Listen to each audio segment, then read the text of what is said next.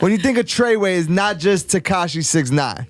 There's a whole lot of members, part of the crew, part of the gang, and it's a label. Because every time people say Treyway, right, they refer to Shotty. And I'm trying to explain to them, it's not a gang and it's not a person, it's a label now. We all know the Bloods have traditionally been a West Coast phenomenon, originating in Compton around the 70s as a protection group against the much larger Crips. Over time, that group begun to grow and many subgroups and offshoots begun to emerge, spreading beyond California all over America. One of these groups was the United Blood Nation. Established in 1993 in New York, specifically Rikers Island Jail, for a similar reason to the Bloods in Compton, to protect African American inmates in jail who were being targeted by Latino inmates from gangs such as the Latin Kings. And the United Blood Nation of the East Coast is comprised of several different sets, one of which is the 9 Trey Gangsta Bloods, also originating on Rikers Island. And since being established in '93, 9 Trey has grown to reportedly over 1,000 members and a rocking criminal enterprise, including but not limited to drug dealing, prostitution and sex trafficking, racketeering, and even currency counterfeiting. Damn, when I heard the Bloods were printing their own money, I was hoping for something more like Disney bucks, but you can only spend them on angel dust. I mean, in many ways, the Bloods are kind of like the Boy Scouts. They've got their uniforms, their flags, they even tie knots. Anyway, in 1994, when members of the newly established 9 Trey Bloods were released from Rikers Island, they apparently headed to Harlem and established operations in various bandos around the Lenox Avenue area. And some have reported that from those bases, some members of the gang even used women, children, and homeless people to sell crack, heroin, and even goddamn PCP. I mean, on the one hand, the Bloods are kind of poisoning their community, but then on the other hand, they're providing lucrative employment opportunities for the community. And with that in mind, I'm kind of surprised Trump hasn't even had a crack at subsidizing the Bloods to try and get some of those sweet inner city votes. But branching beyond the inner cities of Harlem, the 9 Trey Gangsta Bloods expanded their operation all over America, moving into other states such as Virginia, North Carolina, Baltimore, New Jersey, and beyond. But it hasn't always been roses and cherries for the 9 Trey Bloods. And 6ix9ine's story wasn't the first major L for the group. In 2006, around 90 members of the 9 Trey Bloods were arrested in a sting that was called Operation 9 Connect, which is also the name of the most tedious pub game in history. Then the supposed leader of the New Jersey set ended up catching 2 charges in 2011 and got sentenced to 13 years. In 2014, 3 members of the Virginia set were convicted on charges of racketeering, robbery, cocaine distribution, sex trafficking, and firearms-related offenses. But I mean, what do you expect? It was in Virginia where there ain't shit to do but cook. But that Fed case led to another 24 members catching convictions that year. But as we all know, the most monumental L for the 9 Trey Bloods came in 2019 when the Feds did a sweep on the whole gang, picked up 6ix9ine, turning him and 2 other closely connected members into cooperating witnesses. And 6ix9ine's participation in bringing down the 9 Trey organization in New York is particularly embarrassing since he'd spent the last 13 months screaming Treyway in all kinds of questionable scenarios. Treyway shit, major fucking shrinkage. Major. But for a long time, a lot of people were confused about what the hell Treyway even was. Was it another word for the 9 Trey Bloods? Or is Treyway just a record label? Or is Treyway just the name of some guy? Well, it's kind of confusing, so let me break it down for you and help you understand the true meaning of the way of the Trey, aka Treyway. Now, a lot of people have claimed to have founded Treyway, and one of these people is a rapper named Seiko Billy, who you might recognize from a number of 6ix9ine's high-profile interviews. Yeah, your homies. Yeah, I got Seiko Billy, you know what I'm saying? Treyway. Seiko Billy claims to be the real founder of Treyway ENT, the record label. Are you the original founder? Like, what's the situation with that? Treyway, the record label, you know what I mean? What I started. Okay. Yeah. Okay. Yeah. The record label. Yeah. So you are the original founder of Treyway. Yes, the record label. Yes, I am. And as we later found out in 6ix9ine's testimony in court, Seiko Billy was actually a 5-star general in the 9 Trey Gangsta Bloods. But Seiko Billy had aspirations in music, so he set out to create his own gangster rap label inspired by the gang that he repped so loyally. But this wasn't the first time that the phrase Treyway had entered the Blood zeitgeist. In fact, the phrase Treyway, as a reference for the 9 Trey way of life, has its origins in a book called The Treyway. This was a fictionalized but very accurate portrayal of the 9 Trey Bloods' way of life in the form of a novel. 50 Shades of Trey, if you will. I have influence from the book Treyway. You know what I mean? Shouts out to SI. It was basically in jail what we call a hood book. Okay. You know what I mean? It was a hood book, you know what I mean? And I made it into a record label. That's how I got rocking with it. In fact, the author of the original book, The Treyway, Garland S.I. Tyree, is a fascinating man. S.I. was on Rikers Island in 1993 and was one of the early pioneers of the 9 Trey Bloods. But later, when he got out of jail, he tried to make it legitimately as an author, writing urban fiction about the gang lifestyle that he had lived through, with The Treyway being one of his books. But what's really wild is that S.I.'s career as an author was abruptly cut short in August 2015 when he was shot dead during a dramatic standoff with the NYPD SWAT team. They were attempting to arrest him at his Staten Island residence for a probation violation, as well as at the time being investigated for several gang-related homicides. When he knew the feds were closing in, he proceeded to set his own home on fire, and he even shot a firefighter who was attempting to attend to the blaze. And after a long standoff, he charged outside in a bulletproof vest and wielding a goddamn AK-47, running right into the gunfire of a heavily armed SWAT team. It's crazy, and apparently this guy pretty much had half an ammunition in his crib. We recovered 3 handguns, 1 AK-47, which was in his hands when he came out, 1 smoke grenade, 2 magazines, 1 which is a drum magazine with 75 rounds in it. The other is a banana clip with 30 rounds in it. Ironically, the final book that S.I. was writing before his untimely Tony Montana-style demise was called Omar's Redemption, which covered the infiltration of a rat into a criminal gang organization who went on to leave a lot of the members burned. Sounds familiar? My next book that's set to be released is called Omar's Redemption. And it's dealing with a rat, really. We got actual gangsters protecting them, but at the end they get burned for messing with them. So that is the real origins of Treyway. It started as a phrase meaning the 9 Trey way of life, and it was immortalized forever in a book by Garland S.I. Tyree, and then it was resurrected by Seiko Billy as the name of the Treyway ENT record label. And while some people, Michael McCrudden, seem to incorrectly think that Treyway was a guy, this man, which sometimes people called Treyway, is actually Shotty, who before becoming the head honcho of Treyway ENT was supposedly certified senior management of the 9 Trey Bloods. So how did 6ix9ine get himself caught up in this whole bloody mess? Well, apparently it all begun when 6ix9ine was staying at a gang-affiliated halfway house called the Dog House. And this is where members of the 9 Trey used to hang out when they had nowhere to go or live. They was at the Dog Pound, right? And the Dog Pound is considered a place where homies come to when they don't got nowhere to stay. His manager at the time was a man named CEO Chris, or Christian Cruz. Now, this guy was heavily involved with the 9 Trey, but was also all about his business and was apparently going around the hood trying to sign people to his AP record label. Now, it would turn out later that AP would really stand for apparently police, but that's not important right now, because through CEO Chris and the people that were hanging around at the Dog House, 6ix9ine met 2 people, Seiko Billy and Snow Billy, members of the 9 Trey. Of course, Billy meaning 9 Trey member. Both Seiko and Snow were well regarded in the 9 Trey and begun to take an interest in helping 6ix9ine progress his career. And god damn it seemed like you weren't truly 9 Trey unless you had a record label you were plugging. CEO Chris was trying to sign people to his AP label, Seiko Billy had set up his Treyway ENT label, and even Snow Billy had his own record label, the Death Row knockoff Billy Badass Records. After recording Gummo, 6ix9ine told Seiko Billy that he wanted a bunch of authentic Blood gang members in his music video so it looked authentic. And lo and behold, the Billies came through in full force. How did you 2 link up? Like, It's just my homie from the town. We grew up together, you know what I'm saying? So there's always been love with us, you know what I'm saying? Apparently 6ix9ine bought thousands of red bandanas for everybody to wear looking blooded out. And of course they filmed the entire Gummo video outside of that brownstone block that served as the 9 Trey flop house. And boy howdy that shit worked. Because as we learned from the last video, 6ix9ine blew up off of Gummo, truly putting his rainbow-headed tomfoolery on everybody's radar. So if repping the Blood Gang is working and truly getting you the attention you want, why not double down and join up fully? And according to Snow Billy, at some point following the recording of that video, whilst at the Dog Pound, 6ix9ine is fully jumped into the Blood Gang. The 7th day at the Dog Pound, Tekashi got jumped in by 3 of the little homies. You know, we're in the studio, one of the little homies came in and just stole on him. You know what I mean? They jumped him, and that right there solidified the spot as being part of the set. And in case you don't know, jumping in refers to literally getting a savage beating from a gang in order to join. Literally being jumped so that you're in. Or anyone that remembers playing Saints Row might remember the act of being canonized. Julius, if he wants to run with the Saints, he gotta be canonized. You ready for this, player?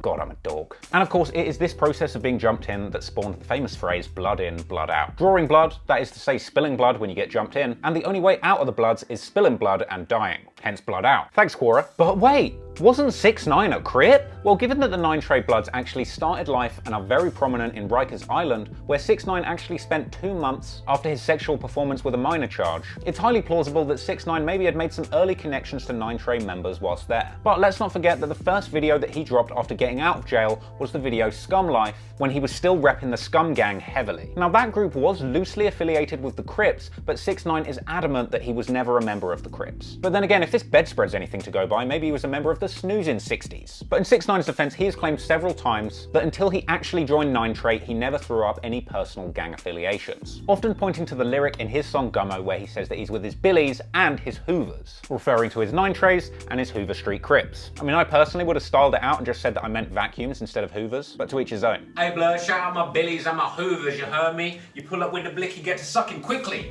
But then again, even after Gummo and joining the 9 Trey Bloods, Crip Blue Rags appeared in some of his videos, including Cuda, that saw Bloods, Crips, and even Bobby Schmurder's GS9 representing on the video set. We here with the Lokes, you know what I'm saying? We on Gotti ETV, you know what I'm saying? We here loud, you know what I'm saying? You the good folks, and you know that shit. And during my research, I've seen several people say that Bloods and Crips are actually kind of cool with each other in New York, and over there it's not quite as on-site with your different color wearing ops as it is in California. But that didn't stop the likes of Zilla Kami, Trippie Redd, and even the Breakfast Club grilling 6ix9ine for supposedly switching sides.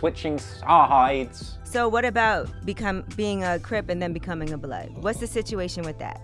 Yeah, so pictures with bandanas around. Yeah. So basically, it's Crips and Bloods. So if I'm with Crips and I'm with Bloods, yo, I didn't come home to this year, like, you know what I'm saying? So if people like, yo, you running with Crips, I'm running with Crips. If you people say you running with Bloods, I'm running with Bloods, or I'm running with both, I'm running with both. Like, they both my homies, you know what I'm saying? Hell, a Crip named Crippy, aka Fahim Walter, was a senior member of security for 6ix9ine's crew during that whole reign and ended up going to jail with the whole Treyway gang when the organization fell. So once and for all, 6ix9ine was never a Crip. He did truly get jumped into the Bloods, and regardless, the Bloods and Crips aren't on site with each other in New York anyway. And so there you have it, 6ix9ine is a true badge-wearing member of the Blood Scouts. But at this point in the timeline, Treyway is still far from becoming the true household name that we know it as today. What's the best record label in the world? Treyway!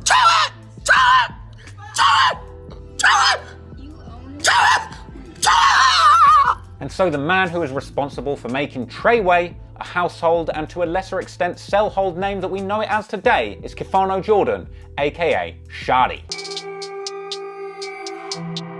Shorty was born in Trinidad and Tobago in the 1980s before coming to the US with his family as a child and settling down in Bed-Stuy, Brooklyn. And since he'd never made a habit of being on social media and isn't a habitual self-snitcher like some people we know, not much is known about Shorty's come-up pre-6ix9ine. But what we do know is that he was plugged in with the 9 Trey from the early days and was a certified senior figure in the group. He had apparently been flagged in 2015 as a fugitive of the week, whilst being on the run for some robbery and firearm charges. And I tell you what, he didn't get the name Shotty doing Jaeger bombs at the bar. Because we found out after all of this was resolved in the trial that in the process of becoming second in command under the 9 Trey godfather Mel Murder, Shotty had famously shot 5 people in one night to earn his stripes. Earn your stripes? Shooting 5 people in a night makes you a goddamn Treyway zebra. But anywho, after his successful rental of the whole gang of 9 Trey Bloods following the Gummo shoot, 6ix9ine meets Shotty. And from here, Shotty and 6ix9ine become close friends, and as 6ix9ine's success and involvement in the 9 Trey gang increases, 2 things happen. Firstly, 6ix9ine, impressed by Shotty's street certifications in savagery, gets a lot closer to him in order to get the muscle and protection that he needs to do whatever he wants. And 2, Shotty sees how much money-making potential 6ix9ine has and begins to see the opportunity to hit a lick. Just go do something different, like, you know, just get out the house, stop being stressed. I'm, right. you know, just, like, just go out the house. I'm just on the stoop and he just come by, like, yo, look, bro. I'm like, you know what? Come here, sit down. Let me see this shit. Let me see what you're doing. You know what I mean? Hold on. So, but were you like the music nigga in the neighborhood? Like, what was it that about Tekashi that made him like, yo, I gotta holla at Shotty for this, man? Like, what was it about you, man? That was you doing music at the time? What was the vibe? Nah, I wasn't actually doing music at the time. I was just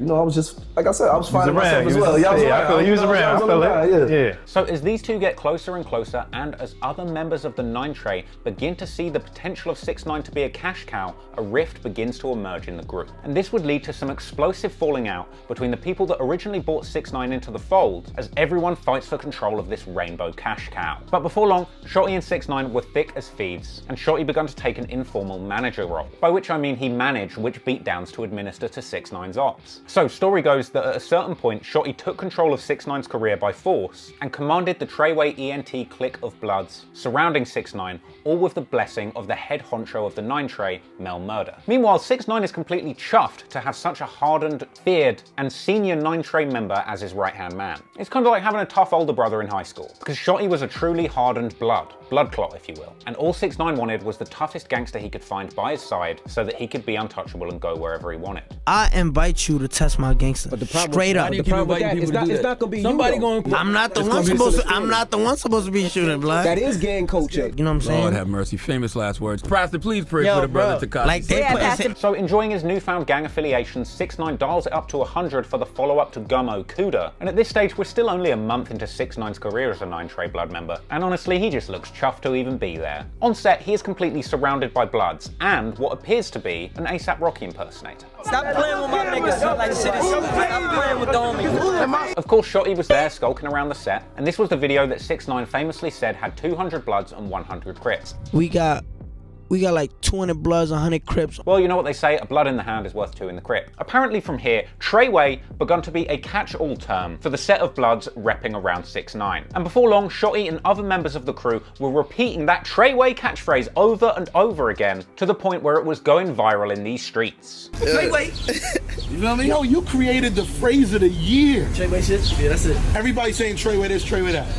How's it feel to be the hottest manager of the hottest? How does this feel? How does this feel? Hold on. Not manager. CEO. CEO. I'm not mad at you. So let's change that up. Yeah. He don't talk no more. If you have any questions for Tekashi 6ix9ine, talk to me directly. All he says is Treyway now.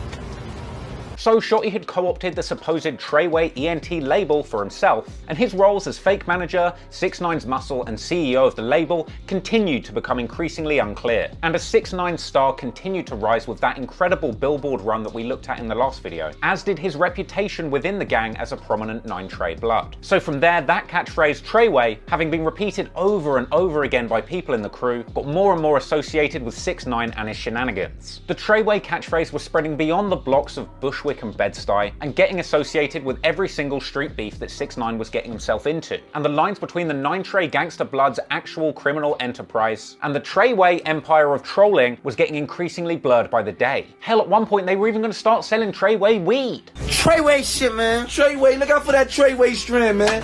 I'll stick to my Treyway vinegar-laced fentanyl, thank you very much. In the face of all of this, Snow Billy, one of the senior 9 Tray members who had originally brought 6ix9ine into the fold, begun to get vocal about wanting to take 6ix9ine and his role in the 9 Tray into a different direction. Apparently, he begun suggesting that they shouldn't mix all of the 9 Tray gang's actual business in with 6ix9ine's public shenanigans, and essentially just being weary of making this rainbow-headed fool the public face of the 9 Tray gangster bloods. Making him, you know, as the face of the brand, and when I say the brand, I mean the gang brand, not the company business brand, was against my rules, you know? I mean, it's kind of a smart position if you ask me. But the likes of Shotty and his underlings were making so much cash off of 6ix9ine, they weren't really trying to mess up this arrangement. So this differing of opinion between those that wanted to keep a low profile like Snow Billy and Seiko Billy didn't really gel with what Shotty and those closest to 6ix9ine were trying to do, causing a rift between these two factions. We were a team at first, you know what I'm saying? But shit got a little crazy. Visions start crossing paths, you know what I mean? Everybody vision ain't the same. You know what I'm saying? So things, it was a power struggle. And to keep it a buck, Treyway, that shit, it's catchy. Now fortunately for Seiko Billy, he was moving smart and silent, and when he felt like 6ix9ine's public shenanigans were going to lead to the kind of trouble that might get him killed or put in jail, he quietly fell back. I don't condone it, so I realized, you know what? I'm only worried about the music. I don't gotta prove I'm hard. I been did that. I did that, you know what I'm saying? I don't gotta prove that. Not over no raps, nothing. I'm here to just make music and make this bread, entertain. Right. So I decided I fall back from that type of shit, because that shit ain't gonna do nothing but land me back in the can. However, unfortunately, Snow Billy decided to be a little bit more open about the dissatisfaction that he felt with the direction that Shotty was taking 6ix9ine. Later, Snow Billy famously said that Shotty isn't a businessman, he's a robber, referencing how when Shotty realized that he could hit a lick managing 6ix9ine, he strong-armed everybody else out the picture. Shotty is a robber. You know, he's not a businessman, he's not business orientated. Story goes that Snow Billy began speaking down on what had happened publicly, openly expressing his dissatisfaction at Shotty and Mel Murder's leadership of the 9 Trey Bloods, and we later found out explosively at the final trial of the 9 Trey that Snow had actually been recorded saying that he was going to kidnap and murk Mel Murder. And well, let's not forget that Shotty shot 5 goddamn people in one day, so obviously this isn't going to be allowed to slide. At this point, Shotty and the 9 Trey apparently put a hit on Snow Billy, as you do when, you know, you're running a violent criminal enterprise. And in January, Snow Billy got shot in the head and the neck, which he miraculously survived. As I was going to my house, I got out the car to go handle something real quick because it was my birthday and we was going out.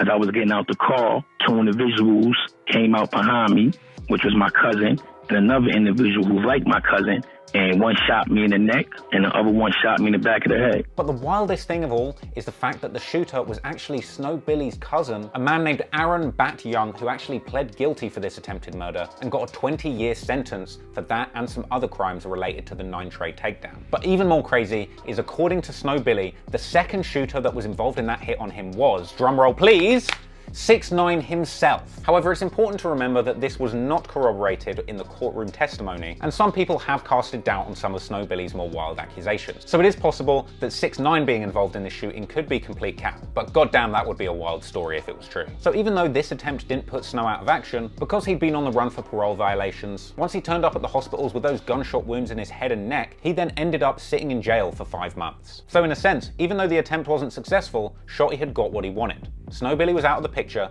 and Treyway ENT was his ship to steer. You know why you were shot, and the reason why you were shot is because you didn't want to give the sanction for the Rainbow Head boy to be in the Treyway. But it seemed like Shotty must have been huffing more than that cigar, because the sense of his own fart gas must have gone straight to his head, and he pushed the Treyway ENT label forward, continuing to involve the group publicly in 6ix9ine shenanigans without a care in the world, and continuing to flex his CEO muscles by signing any old turd that he could find on his block, polishing them up, wrapping them in a red bandana, and calling them an artist underneath the new death row. We come to change the status quo of the label right now, you know? We come to raise the bar. We come to give artists a real voice. Like, you get it? Yeah. Come to actually give them a chance to benefit from their craft. Yeah. Like, wholeheartedly, not getting jerked around and, you know, actually getting paid properly for what they're doing. Right. Just a breath of fresh air, like, you know? With CEO Chris and Snow Billy out of the way, Shotty was free to run riot and grow his borrowed imprint Treyway Entertainment into the death row knockoff he had always dreamed of. Well, Snow Billy had always dreamed of. Beginning the trend of filling lobbies outside rooms where 6ix9ine was being interviewed with goons, and involving himself in said interviews as much as humanly possible. Oh, look at this shotty right there. Treyway? It's Treyway! Oh, gosh! So, you know what I'm saying? Can we talk to the CEO of the label? Put Trey on the mic. So whether he's on the internet saying I'm gangster, come touch me, come take my chain, that's how he feels and what he wants to promote. And to be fair, for a little while when Seiko Billy was still involved, positioning him in interviews alongside 6ix9ine looking like legitimate label mates. My man Seiko Billy, you know what I'm saying? Now naturally, a lot of the music that came out of the Treyway ENT label didn't really get much shine. Partly because 6ix9ine was taking up all of the attention with his shenanigans, and partly because, you know, a lot of it wasn't very good. But to his credit, as the CEO of Treyway, you gotta admit that Shotty did have his finger in a lot of pies. Admittedly not very good pies, but pies nonetheless. I mean, there was like a dozen artists affiliated with the Treyway label. Problem was, it was never clear what Shotty's role was. Was he managing them, releasing their music, or just promoting them for the love of the local artists? For example, one of the more legit showcases of the Treyway ENT label was their September 2018 interview and cypher on Hot 97. This showcased a number of members of the crew. There was Betty Idol, aka Salome from Love and Hip Hop Atlanta, wearing a ridiculous blonde wig that I assume she was using to smuggle cocaine for the 9 Trey. One of the songs that she'd been promoting with Shotty was the abysmal Poppin' Tags. I mean, this track was so bad it made Alyssa Violet look like a good rapper. He had a guy called Fuzz Black, or Fuzzy Fazzu from Jersey, who had had a street hit Black and Decker with Fetty Wap, and had another song that was popping in the streets with Fatboy SSE that was called Found Myself, and even ended up getting a remix with Lil Yachty. It was actually a pretty decent song. Another was Alshon Martin, ironically a Hoover Street Crip from LA, as we learned from his song song Bean. He was also notable for his single Fashion, which listed Shotty and 6ix9ine as executive producers themselves. And apparently he even had a song in the vault with 6ix9ine called Homicide that was never released, likely due to everybody going to jail not too long after the cypher where he announced the damn thing. And of course the final clinger-on in the Treyway Hot 97 cypher was everybody's least favourite character in Friends, Phoebe, or Febby. F-E-B-Y, Phoebe? At the time, she seemed to be the least active in the clique. Her biggest song seems to be the furry fetish anthem Boo'd Up, which seemed to star a stuffed bear that was straight pimping. Sorry, but how are stuffed animals out here getting more ass than me? Anyway, Phoebe cut her teeth mainly doing remixes of other big artist songs, which obviously means not only will nobody care about her trash remixes of already good songs, but she also won't have earned any money due to copyright infringement of all the beats she'd stolen. Damn, that's some good management right there. It's fucking Trey! But beyond all of these faces that were trotted out for Shotty's cypher on Hot 97, there was also a stable of genuine gangsters that Shotty was trying to promote as Treyway ENT rappers. Of course, as you already know, there was initially Seiko Billy, who had some early success under the label with his song Billy Dat, you know, before he realized that everybody was going to jail and he fell back. And insanely, that Billy Dat video was actually partly filmed by 6ix9ine himself, right at the height of his fame. And before leaving the crew, he'd also done a track called Beverly Hills, with another Treyway duo, the Pop Out Boys, made up of Fleazy Bambino and Joey Fettuccini. But to be fair to Seiko Billy, he didn't give up on his hip-hop aspirations just because the Treyway crew had crumbled. He went on to drop a track called Lingo on Adam 22's No Jumper channel, which I would say didn't get the love that it deserved and is actually a banger. Then of course there's everybody's favourite Times Square shooter Kuda B. He returned the favour of 6ix9ine naming a song Kuda by creating a song of his own and calling it 6ix9ine. Clout chasing to the highest degree there. I mean, it's got to feel a little bit embarrassing, right? Naming a song after a guy that would eventually put you in the slammer for a long ass time. Another prominent 9 Trey member called Rome Murder, who we'll be talking about in a bit more detail later, along with 6ix9ine's Crip security guard Crippy, seemed to have their own imprint that they were repping called Jack Boys ENT. Come on, Jack Boy shit. Come on, man. Poppin', blood. Now, it's not entirely clear if this was an imprint or subsidiary of Treyway or it was his own thing, but they seem to be pushing an artist called Swayze, who actually had a song called Jack Boys that Shotty was also promoting. And there were a few other miscellaneous artists that Shotty was shilling, such as Cali the Goon, Fetty Wap's baby mama Alexis Sky, and someone called Dios. And never one to miss out on an opportunity to get added clout, Shotty even seemed to create these weird faux management situations with any young clout demons that he'd encounter whilst being on the road with 6ix9ine. So strangely, for a period, Shotty actually ended up becoming the official manager for hip-hop's favourite punching bag, Skinny from the 9. Like father, like son. Come on, man. Treyway shit, man. Come on. What they talking about? Come on, man. Come on, man. Look at that neck. This is an exclusive piece. And also going on to manage successful rapper, alright, no, seriously, rapper, she's a rapper, Cuban Doll. However, if you ask me, there was a moment in that Treyway interview on Hot 97 where the facade kind of fell a little bit. Because when Shotty outlined the Treyway business plan, it seemed like things were lacking a little bit. We all give content, everybody knows what they're capable of. Right. Right? Now we're at the point where they need to generate some money. So now our core fans come in and support. This is the way that they work. This is their job. Right. Right? So when I get the proper deal, when I get a proper situation for them, you're gonna hear the Treyway out. And if I get a situation tomorrow, somebody calls my phone like, Shahi, you know those millions we're asking for that? All right, here we go. They all go to work. Treyway album, but they don't work for free. And these are the dopest people in the game. They are.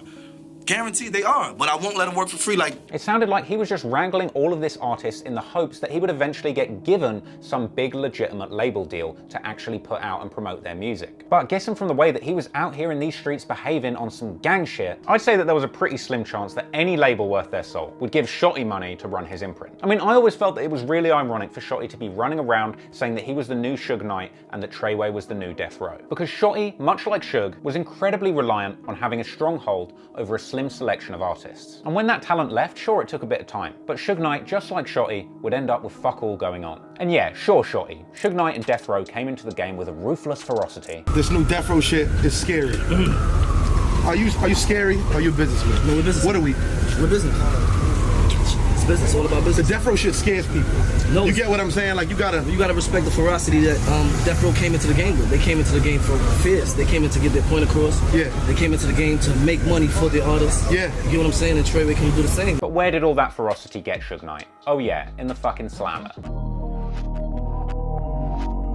So as time went by, the relationship between 6ix9ine and Shotty grew closer and closer, brotherly, romantic even. However, beyond all of that brotherly love and his ambitions of becoming the next Suge Knight, as many have attested before, it started to look like Shotty was really just there to hit a lick. And although 6ix9ine became a bona fide member of the 9 Trey gang, his involvement in the business of the 9 Trey Gangsta Bloods was far from standard for a new recruit. Later, according to his court testimony, we would find out that in order to be down with the 9 Trey, you would have to put in work. But in his case, he wasn't forced to do any crimes or commit any violence or be involved in the gang, but he didn't really need to be involved in any of the serious crimes or violence that the gang was up to. Well, apart from what he chose to be involved in. No, because after Gummo blew up, the money was rolling in, and once Shotty had gotten his claws into 6ix9ine, his role quickly became as simple as bankrolling the 9 Trey Bloods. Apparently, all he was tasked with doing was making hits, cashing checks, and paying that money forward so that the gang could buy guns for their armory, drugs to sell on the street, and I assume just lots of red things. Another big part of this was contributing money to those that were behind the wall, suggesting that if he looked after the senior incarcerated Bloods like Goo or Frank White, financially, the Bloods on the street would look after him. This wasn't explicitly extortion or protection money, but for a $250,000 payday, 6ix9ine might take home $185, and the rest would go to letting the crew eat. There was occasions where 6ix9ine would meet up with Shotty or another senior member of the group, Harv, who we'll be talking about later, and giving them $25,000 or $35,000, with Shotty saying something to the effect of, "I got to take care of the homies gotta eat. We ain't got no guns out here, so we got to equip ourselves." Now this is a dangerous situation, especially considering the fact that this is the period where 6ix9ine's beefs are beginning to reach fever pitch. Because once he realized that he had the protection of the Bloods to be completely untouchable, and that beefing other rappers would get him loads of attention that would be humongously helpful for his career, he started wilding out and beefing everybody just for clout. And with CEO Chris and Snow Billy out of the picture, 6ix9ine and Shotty were free to go all the way in on their misguided route of publicly beefing with rappers and letting the 9 Trey gangsters under Treyway ENT settle those disputes publicly with gang violence. And all of this exciting drama surrounding 6ix9ine and the music that he was putting out obviously contributed a whole bunch to people clicking on, consuming his music, and contributing to his big Billboard run. So tune in to the next episode of the Clout Chronicles, where we're going to be taking a closer look at every single beef that 6ix9ine started with the help of Treyway's muscle. And from there, we're going to be looking at how all of those beefs ended up tearing the Treyway gang apart, attracting the attention of the feds and leading to its dramatic downfall. It's going to be fire, people. Make sure that you tune in for that. Thank you for watching. And of course, it's Treyway! It's fucking Treyway, bitch! Out here, red rag rocking. You know what it is, blood? It's Treyway, Patreon gang Treyway. Go follow your boy at Traplord Ross on Instagram, on Twitter, on all of that. I might give away a bunch of stuff when I hit 10K on Instagram. You know the vibes. I want to give a big shout out to all of my Patreon gang. Javier Gonzalez, Monique Vivret McKay, DJ Fred 100, Henrik, Henry Bryant, Josh Knappin, Naraj Shukla, Galib, Chris J, Dylan Stuber, Tony Do, and apparently Penis Bag McPenisface. I have to read it because they put it as their name on Patreon. I hope nobody else signs up and does that because, oh, I'll be mad then I'll have to send the Treyway goons to hurt you silly people. No, seriously.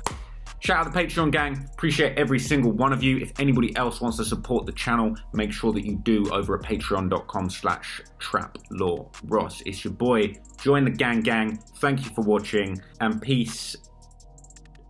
Treyway. Peace out. Treyway. Blood.